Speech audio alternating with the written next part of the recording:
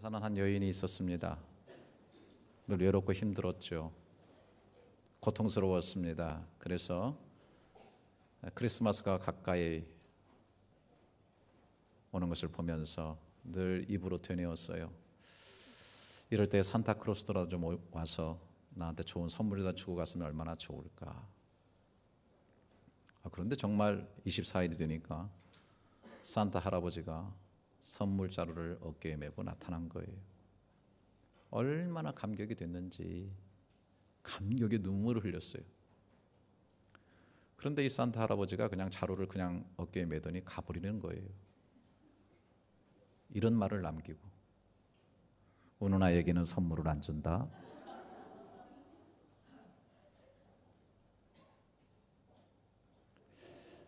여러분, 우리 주님은 우는 자의 눈물을 닦아주시고 외로운 자의 친구가 되어주시고 또 상처받고 힘들어하는 사람의 치료자가 되어주시기 위해서 이 땅에 오신 줄을 믿습니다. 이 성탄의 시즌에 그 은혜가 저와 여러분에게 임할 수 있기를 바랍니다. 현대 예수는 아무래도 백화점이나 호텔에 먼저 오시는 것 같아요. 교회보다도 먼저 그리고 더 화려하게 성탄 장식을 하는 것을 볼 수가 있습니다. 최근에 오신 목사님들이나 교우들을 모시고서 이 파빌리온에 가면 깜짝 놀라요. 말레이시아가 회교권으로 알고 있는데 어떻게 한국보다도 이렇게 장식이 화려한가 깜짝 놀랍니다. 그런데 유심히 보면 그 장식 가운데 전혀 없는 게 있어요. 그게 바로 십자가입니다. 하얀 곰, 산타크로스, 예쁘게 꾸며진 사슴들은 있는데 십자가가 보이지 않아요. 한마디로 예수가 없는 것이죠. 더더욱 이 땅에 오신 예수의 마음, 예수의 정신은 결코 찾아볼 수가 없어요. 볼 수 있는 것은 상술들, 그 연말의 분위기를 즐기려는 마음들이 가득할 뿐입니다. 여러분에게 묻고 싶어요. 성탄이란 뭡니까? 성탄일이 뭐예요? 예수 그리스도가 태어난 날입니까? 4대 성인 중에 하나인 예수가 탄생한 날입니까?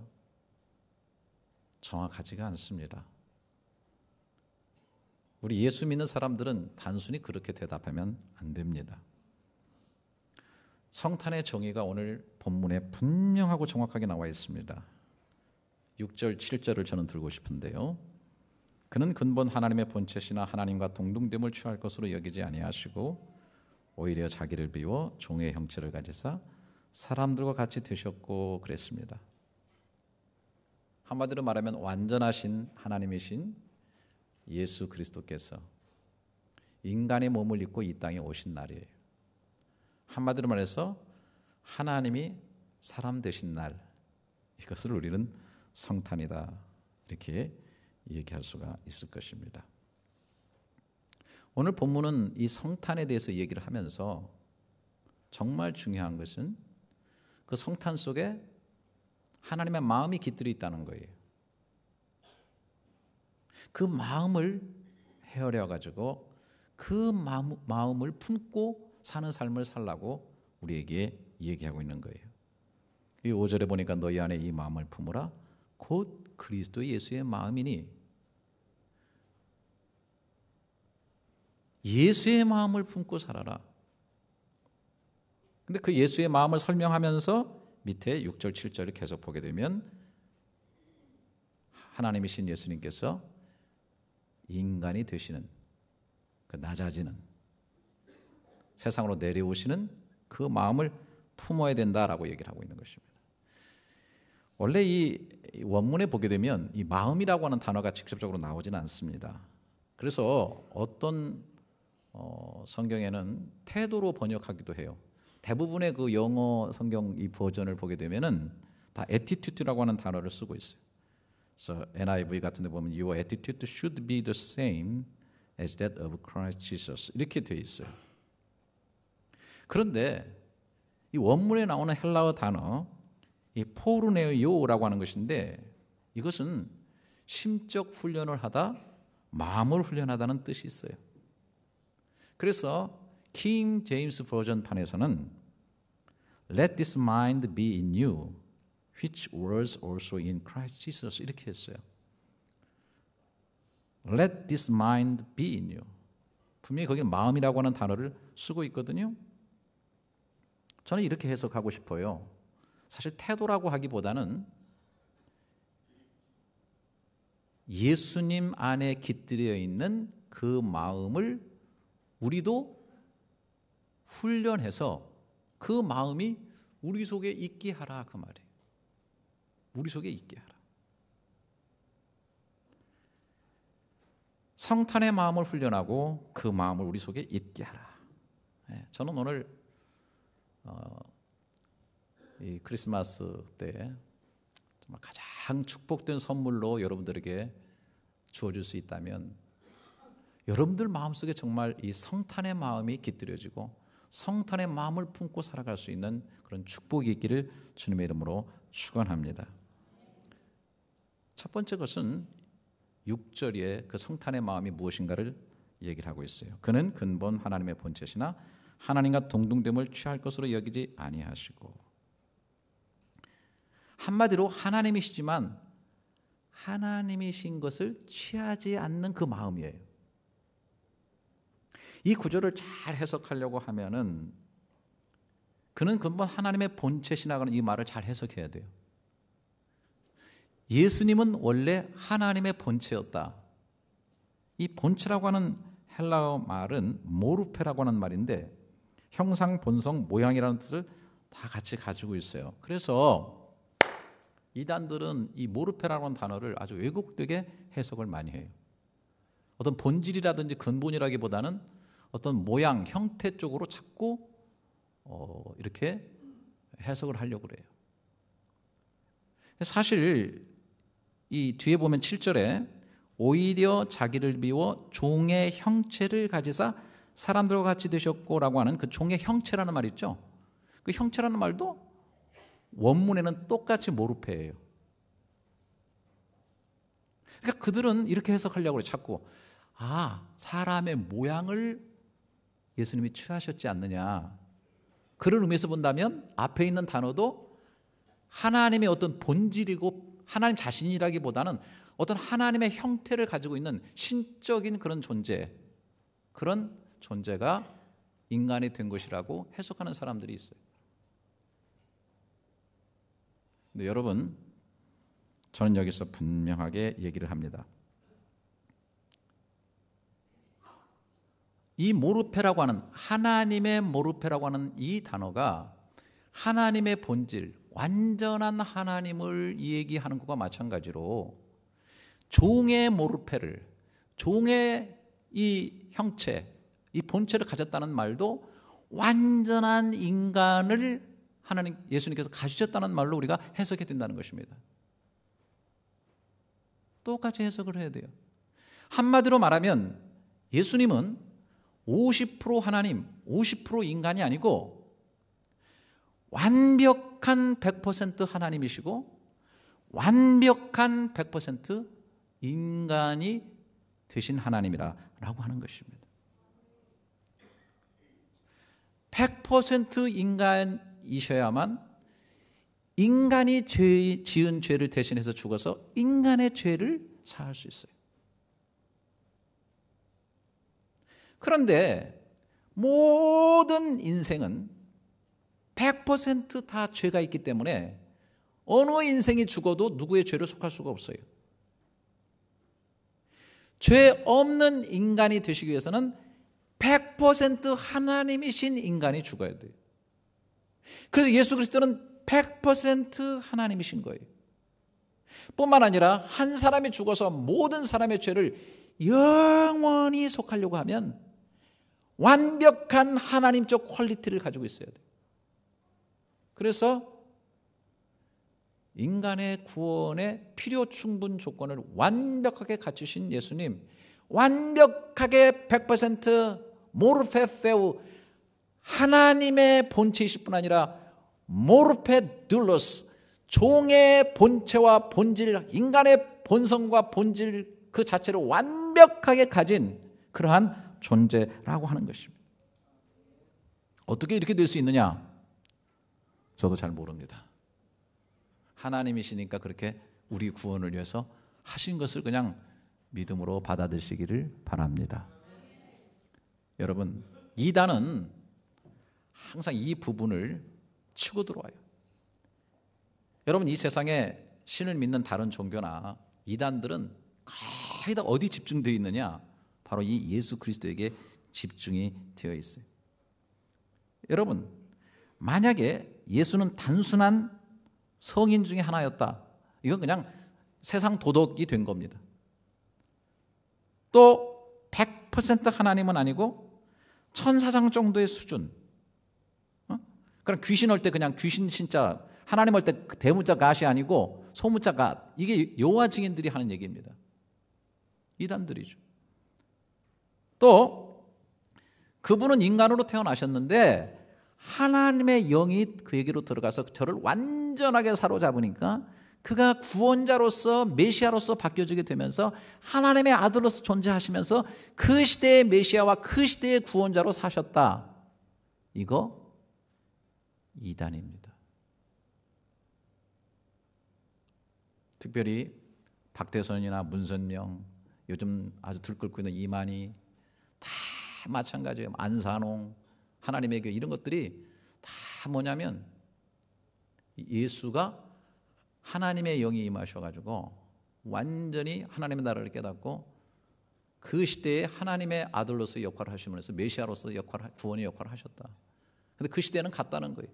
지금 이 시대에는 이만희에게 임했고 누구한테 임해서 그분이 재림 예수가 되는 거고 예수적 역할을 하는 것이고 메시아적 역할을 한다는 거예요. 시대를 구분해서 나눕니다. 아니에요. 예수님은 원래 완전한 하나님 그 자체시고 태초부터 존재하셨던 분임을 믿으시기를 바랍니다. 아니면 이 세상에 오실 때 또 육적인 것은 없고 신적인 것, 어떻게 하나님이 더러운 인간의 몸을 입을 수 있느냐? 그래서 인간의 몸을 입으니까 영체를 입고 있었다. 그는 영체로 이 세상에 존재하고 있었다. 이런 이단들이 또 생겨가지고 신약 시대에 벌써 누구든지 예수 그리스도가 육신으로 오신 것을 부인하는 자마다 적그리스도라고 하는 얘기가 나온 거예요.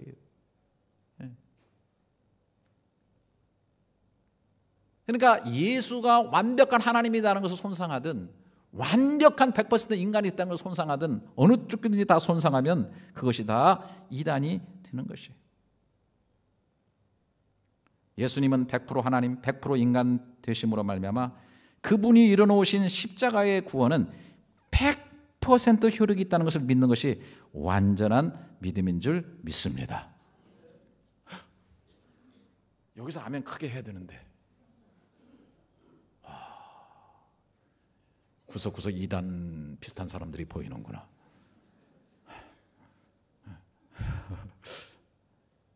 그래서 오직 100% 하나님이시고 100% 인간이 되어주신 예수 그리스도만 통해서 우리가 믿음으로 말하면 100% 구원을 받게 되는 줄 믿습니다. 예. 그런데 자, 그런 예수님이 하나님의 본체시지만 여기 하나님과 동등됨을 취할 것으로 여기지 않았다, 이렇게 되어 있어요. 그러니까 본체 자체가 하나님이시지만 하나님과 동등됨, 그 하나님적 영광과 특권과 능력을 취할 것으로 여기지 아니하였다, 내려놨다는 것입니다. 여기서 취할 것으로라고 하는 말을 깊이 봐야 돼요. 제가 이거 단어 보면서 참 깜짝 놀랐어요. 취한다는 말이 하르파 그모스라고 하는 헬라어를 썼는데요, 이 단어는 원래 강탈하다, 강도 이런 것에 쓰는 단어예요. 저는 정말 깊은 깨달음이 와요. 여러분 한번 이 어떤 자리에 오른다는 걸 한번 생각해 보세요. 참 대통령 되려고 막 사람들한테 무릎 꿇고 막 엎드리고 가서 대화하고 많이 하다가 대통령이 딱 되어보세요. 그러면 그 대통령이라고 하는 직분과 특권이 주는 강력한 파워가 그 사람을 사로잡아요. 절대 그걸 놓치려고 하지 않아요. 잠깐 그 직분과 특권을 붙잡으려고 하는 강력한 힘이 생기는 거예요. 여러분, 저는 이거를 보면서, 이 단어를 보면서 누구 생각이 금방 떠오르냐면 김정은 생각이 떠오르요. 김정은.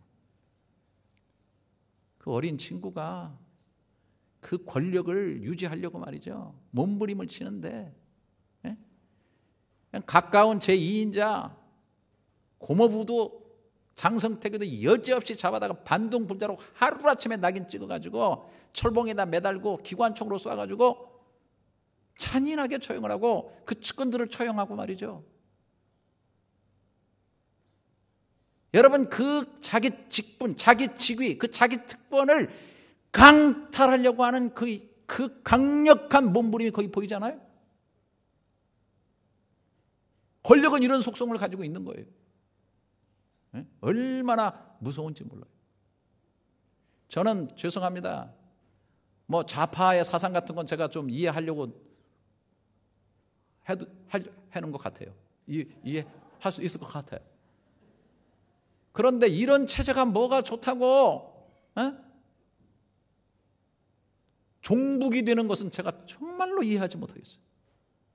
이런 끔찍한 일에는 자꾸로 딱 닫고 입에서 한마디도 못하고 남한에서 일어난 자그마한 일을 가지고 침소 봉대하고 일어나고 거품 물고 있는 이 사람들의 머리통 구조 속에는 뭐가 들어있는지 나는 아무리 이해하려고 노력하고 기도를 수십 번 해도 이해가 안 돼.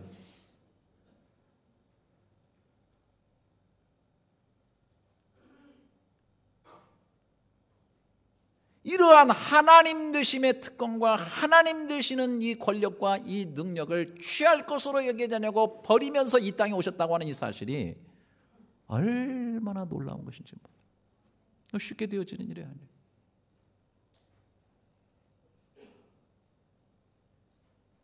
예수님께서 십자가에 못 박히셨어요. 로마의 군인들에 의해서 십자가에 못 박히셨어요. 하지만 저는 그렇게 생각합니다. 예수님이 십자가에 못 박히셨다고 하는 것보다는 스스로 자기 권력과 하나님 되심과 하나님의 능력을 자신이 십자가에 못 박은 거예요. 12영이나 되는 12군단의 천사를 풀어가지고 사람들을 확 쓸어버릴 수 있는 하나님 되심의 권능과 특권이 있음에도 불구하고 그는 스스로의 그 권력과 그 파워와 그 능력을 십자가에 때려 못을 박았어요. 왜? 우리들이 보였기 때문에 그래요. 우리들을 사랑하는 마음이 그 속에 있었기 때문에 그래요. 할렐루야. 예수님 처음 시험부터가 이거예요. 사탄이 처음부터 시험한 것이 바로 이거예요. 너 하나님 아들이잖아. 돌 가지고 떡 만들어 먹어. 너 성전에서 뛰어내려. 네 존재 증명될 거야. 멋있을 거야. 천사가 와서 싹 받아가니까.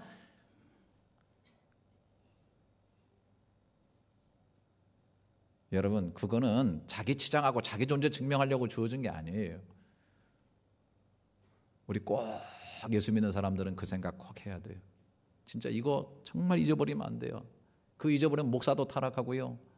종교인 뭐 아무리 수련하고 다 뭐 수련하면 뭐예요? 수련해가지고 지 잘났다고 하는데, 수련해가지고 지 슈퍼맨 되려고 하는데, 아니 앉아가지고 돌을 닦아가지고 몸이 붕 뜬 다음에 떠서 뭐 하려고? 뭐 하려고?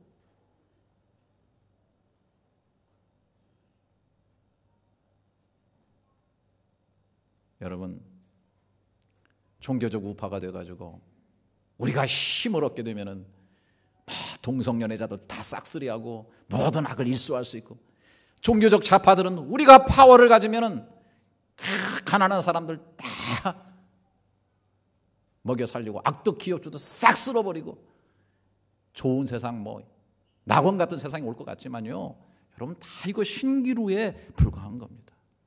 다 권력 잡아받고 다 역사의 흐름 속에 이런 일들이 있었지만은 되어지는 것이 아닙니다. 내가 취해야 될 권력, 내가 취해야 될 그 특권을 사람들을 위해서 내려놔보고 비껴서 보고, 십자가에 깃발 꽂고 십자가를 가지고 정복으로 나가는 것이 아니라 십자가 앞에 무릎 꿇고 그 십자가에 자기를 못 박을 수 있을 때 거기에 예수의 마음이 있고, 거기에 하나님의 나라가 이루어지게 되고, 거기에 구원의 역사가 있고, 거기에 평강의 역사가 이루어지게 되는 줄 믿습니다. 이 예수의 마음을 깊이 한번 묵상해 보시기를 바라요. 또 7절에 보니까 자기를 비워 종의 형체를 가지사 사람을, 이것도 마찬가지 아닙니까? 자기를 취할 것으로 여기지 않을 뿐 아니라 자기를 완전히 비워버리는 거예요. 그래서 사람을 덧입어 버리는 겁니다. 모든 기득권을 비우고 욕심을 버리는 겁니다. 사람의 앞길을 막는 것은 시련이 아닙니다. 자기 속에 있는 교만이요, 자기 속에 있는 나짐이요, 자기 속에 있는 욕심이 자기의 길을 막고 있는 거예요. 이거를 내려놓을 때 진정한 자유가 이루어지는 거예요. 이걸 내려놓을 수 있을 때 이미 승리의 고삐를 잡은 거예요. 한 마리의 갈매기가 썩은 물고기를 입에다 물고 차와 창공으로 올라갑니다. 수많은 굶주린 갈매기 떼들이 그 물고기 하나 같이 먹으려고 그냥 떼를 쥐어가지고서 그 갈매기의 입을 향해서 막 달려듭니다. 요리 썰리고 저리 썰리고 막 하다가 결국은 이 갈매기가 썩은 물고기를 바닷속에 떨어뜨리는데, 수많은 갈매기 떼들이 그 썩은 물고기를 먹으려고 확 하고 바다로 뛰어드는데, 물고기를 놓쳐버린 황망한 이 갈매기 눈에 갑자기 파란 하늘이 보여지게 되는 거예요. 썩은 물고기 하나 입에 물고 쫓겨다니며 볼 수 없었던 푸른 창공, 넓은 하늘이 눈에 보여지게 되는 거예요. 자기를 비울 때 사람이 보이는 거예요. 자기를 비울 때 진정한 행복이 보여지게 되는 거예요. 예수님은 자기를 비움으로 인해서 사람이 되셨는데, 그런 그것을 통해서 많은 사람을 얻게 된 거예요. 할렐루야. 많은 구원 얻는 사람들, 자기 하나 비움으로 인해서 하나님을 아버지라 부르고 예수 그리스도 통해서 구원받은 수많은 군중과 무리들을 만들어 냈다고 하는 사실입니다. 이렇게 자기를 비우는 마음, 이것이 바로 성탄의 마음인 거예요. 더 나아가서 세 번째로는 죽기까지 복종하는 마음이죠. 잘 아시죠? 8절에 사람의 모양으로 나타나사 자기를 낮추시고 죽기까지 복종하시니 곧 십자가에 죽으심이라. 여러분, 왜 취할 것을 취하지 말아야 돼요? 왜 자신을 비워야 돼요? 그래야 하나님의 뜻이 보여요. 하나님의 음성 안 들린다고 그러죠. 취할 것을 취하지 않고 자기를 비우는 사람에게는 하나님의 음성이 들려요. 뜻을 알아요. 그리고 그렇게 훈련된 사람은 그 뜻에 죽기까지 복종하는 힘을 갖게 되는 거예요. 뜻에 죽기까지 복종하려고 이런 훈련을 하는 거예요. 여러분, 이걸 아셔야 돼요. 이 빌립보서 4장 2절로 가면 바울이 내가 유오디아를 권하고 순두기를 권하노니 주 안에서 같은 마음을 품으라, 이런 얘기를 해요. 자, 저를 보시죠. 이 빌립보 교회는 여성성이 굉장히 강하다는 생각을 해요. 처음에 빌립보에 가서 전도할 때 그 자주상사 루디아가 예수를 믿게 되죠. 자기 집에서 교회를 시작하다 보니까 아마 여성들이 굉장히 많이 모였지 않나. 글쎄요, 뭐 저 많은 귀신 들린 그 여자아이도 예수 믿었지 않았을까, 그런 생각이 드는데, 어쨌든 이 여성성이 강해서 굉장히 교회가 섬세해요. 우리 열린교회 같은 그런 교회예요. 정말 여자들이 많고, 또 바울이 어려울 때 끝까지 바울을 갖다가 이렇게 섬세하게 말이죠, 자기네 목회자까지 보내가지고 이렇게 뒷바라지주는 참 고마운 교회예요. 그런데 이 여성성이 강한 교회의 특징이 뭐냐면 여자들의 그 시기심, 질투심, 경쟁심, 막 이런 것들이 또 그 안에서 꿈틀거리고 있는데, 열심히 봉사하다 보니까 취할 걸 취하지 아니하고 마음을 비우고 내 뜻이 아니고 주님의 뜻에 복종하면서 나가야 되는데 이제 직분이 우선시되고 나중에 가면 어떻게 돼요? 잘해보려고 하는 욕심이 내 속에 가득하고 잘해보려는 건 좋죠. 그런데 내가 좀 인기를 얻어보자고 하는 내가 다른 사람 봉사할 때보다 더 잘할 거야! 자꾸 이런 것이 생기고 그러다 보니까 완전하게 하나님의 뜻에 복종하기보다는 자기 뜻을 자꾸 관철시키는 거예요. 교회에서. 이렇게 하다 보니까 사람들이 막 부딪히죠. 그러다 보면요 이게 또 파가 갈려요. 순두개 파가 있고 유오디아 파가 딱 갈려요. 그러다 보면 정신없이 줄 세우기를 합니다. 너는 내 편, 너는 내 뒤에서. 이렇게 하다 보니까 빌립보 교회가 하나님의 뜻을 잃어버리고 휘청거리면서 어려움에 처하게 된 거예요. 그래서 바울이 얘기하는 겁니다. 내가 유오디아를 권하고 순두개를 권한다. 너희는 같은 마음을 품으라고 얘기했어. 그 같은 마음이 뭐예요? 예수님의 마음이고 성탄의 마음이라는 거예요. 그걸 회복해야 되는 거예요. 열린 교회는 이런 게 없습니까? 봉사하고 신앙생활하다 보면 사람이 보이고 불편한 관계 속에 생긴 두 사람 때문에 이 두 사람이 자꾸 자기 세력을 확장해가지고 자꾸 자기 사람을 모으고 상대를 깎아내리고 그래서 교회에는 순두개파가 생기고 유오디아파가 생기게 된다는 거예요. 그러나 너희는 원래의 정신을 회복하라. 그리스도 예수의 마음을 회복하라. 성탄의 마음을 회복하라라고 얘기하고 있는 거예요. 사랑하시는 여러분, 죽을 때까지 우리는 하나님의 뜻의 복종자로서 자신을 쳐서 사는 그런 훈련을 해야 돼요. 봉사의 훈련은 바로 이것입니다. 할렐루야. 내 뜻 관철이 아니에요. 내 인기 얻는 게 아니에요. 잘해보겠다고 내 욕심 채우는 것이 아닙니다. 나의 직분 옆에 비껴서 보고 낮은 곳에 가보고 목사도 항상 이 밑에 앉아있는다는 마음 자세를 가져야 돼요. 성도의 입장 속에서 항상 볼 줄 아는 그런 마음을 가져야 돼요. 직분자도 다 마찬가지입니다. 스스로 남을 나보다 더 낮게 여기면서 낮아진 자로 들어가는 그런 모습이 보여줘야 된다는 것이죠. 이러한 예수 그리스도를 하나님께서 어떻게 하셨습니까? 9절부터 11절에 보면 이러므로 하나님이 그를 지극히 높여 모든 이름에 뛰어난 이름을 주사 하늘에 있는 자들과 땅에 있는 자들과 땅 아래에 있는 자들로 모든 무릎을 예수의 이름에 꿇게 하시고 모든 입으로 예수 그리스도를 주라 시인하여 하나님 아버지께 영광을 돌리게 하셨느니라. 할렐루야. 저는 성탄의 마음이 들어가 있는 자고 훈련된 자들은 존귀한 자들이 된다고 저는 확신해요. 반드시 하나님이 높여주시는 은혜의 역사가 있으라고 저는 확신합니다. 널브러져 있는 고무풍선 아무 볼품 없는데 그곳에 바람이 들어가면 정체성을 보여주고 아름다운 풍선이 됩니다. 가벼운 수소를 넣어주면 허를 하늘 향해서 날아가요.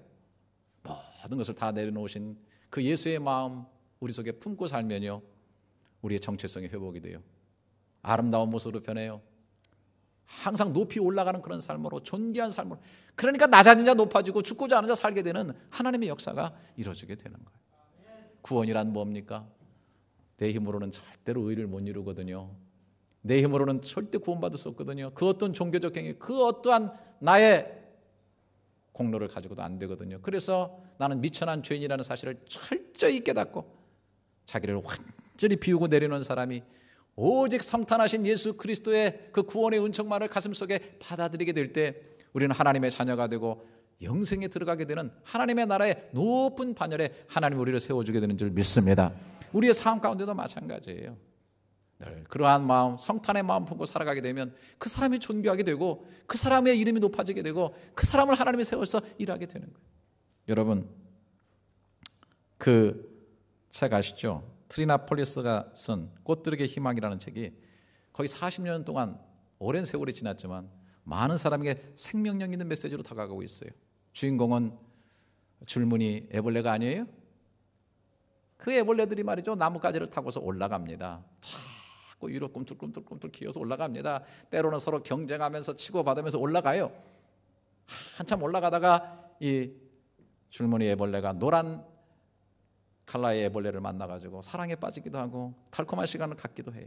하지만 여기서 머물 수가 없어요. 왜? 사람들이 자꾸 올라가니까, 애벌레도 올라가니까. 그래서 자기 올라가겠다 그래요. 그러니까 노란 애벌레는 난 여기서 멈추겠노라고. 그래? 노란 애벌레를 놔두고 또 이 줄무늬 애벌레는 막 이를 향해서 올라갑니다. 그런 사이에 이 노란 애벌레는 자기 몸에서 실을 뽑아가지고서 고치를 만들어가지고 그것을 어느 날 깨고서 확 날아가지고 나비가 되어서 날아가는 거죠. 이 줄무늬 애벌레는 계속 위를 향해서 올라가요. 막 경쟁을 하면서 올라가요. 그런데 맨 꼭대기에 올라가니까 역시 거기에도 덩그러니 빈 집만 있는 그 고치집들만 있고, 꼭대기에 올라가서 내려다보니까 더 이상 올라갈 데는 없고 이제는 떨어져 죽어야 될 것 같은 그러한 절망과 죽음의 위기 속에 부딪히게 되는 것이죠. 그럴 때 자기를 톡톡 치면서 이 나비가 된 노란 애벌레가 자기의 모습을 보여주면서 결단을 촉구하는 거예요. 그럴 때 그것에서 결국은 머물러 있으면서 자기 몸에서 실을 뽑아가지고 고치를 만들고 결국에는 나비가 되어서 훨훨 나르게 되니 다른 세상을 보게 되는 거예요. 뿐만 아니라 아름다운 꽃들을 여행하면서 이곳에 앉아있다 저곳을 향해서 즐거움을 향하면서 다니고 있지만은, 그러나 꽃가루를 몸에 묻혀서 이곳 저곳에게 생명을 주게 되는 책 제목처럼 꽃들에게 희망을이라고 하는 이런 삶으로 바뀌어지게 되는 거예요. 저는 여러분들에게 말씀드리고 싶어요. 내 속에 채워야 될 것은 예수님의 마음입니다. 이 예수님의 마음으로 가득 채워서 이것이 내 입술과 삶의 실천의 실타래를 통해서 끊임없이 내 속에 나와서 실천의 고치를 크게 짓게 될 때 하나님께서 어느 날 그 고치를 깨고 나비처럼 날아오게 하는 그런 삶을, 존귀한 이름을 주시고 자유함을 주시고 능력을 베풀어 주시고 우리가 훨훨 나비처럼 날아서 이곳 저곳을 하나님이 주신 기쁨과 은혜와 평강 속에 기쁨으로 살아가고 있지만은, 그러나 꽃들에게 희망을, 꽃들에게 생명을 주고 희망을 주는 삶으로 우리의 삶이 바뀌어지게 되는 그런 역사가 이루어지게 된다는 것이죠. 바로 이것 때문에 오늘 바울이 너희에게 품어야 될 마음이 있다. 그리스도 예수의 마음을 품고 살아라. 이것이 성탄이 우리에게 주는 깊은 메시지라는 사실을 귀 기울여 들으시기를 축원합니다. 이 예수의 마음을 품고 예수님처럼 날아오르는 삶이, 그리고 이 땅에 오신 하나님의 뜻들을 성취하면서 이루어가는 보람된 그런 삶들이 이루어질 수 있기를 주님의 이름으로 축원합니다. 기도하겠습니다. 성탄의 장식과 분위기만 젖어있는 이 성탄의 시즌에 우리의 구원과 생명이 되시는 성탄의 주인공 예수를 붙잡는 시간들이 되게 해 주시옵소서. 더더욱 성탄하신 예수의 마음은 전혀 보이지 않는 세상에서 우리들의 구원을 위해서 하늘의 영광을 버리고 자신을 비워 사람이 되시고 죽기까지 복종하신 예수의 마음을 다시 한번 품을 수 있는 시간이 되게 해 주시옵소서. 완전히 자신을 비워 사람이 되신 예수님을 모시고 사는 우리가 이제는 우리를 완전히 비워 예수님의 마음으로 채워 살아감으로 인해서 자신의 고치를 깨고 나온 나비가 이곳 저곳에게 희망을 주는 것 같은 존귀한 자들의 삶이 될 수 있도록 은혜를 주시옵소서.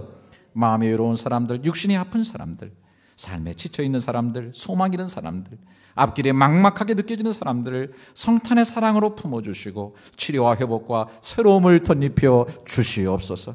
들어지는 헌금과 땀 흘리는 모든 봉사의 손길들에 주의 복이 가득하게 해 주시옵소서.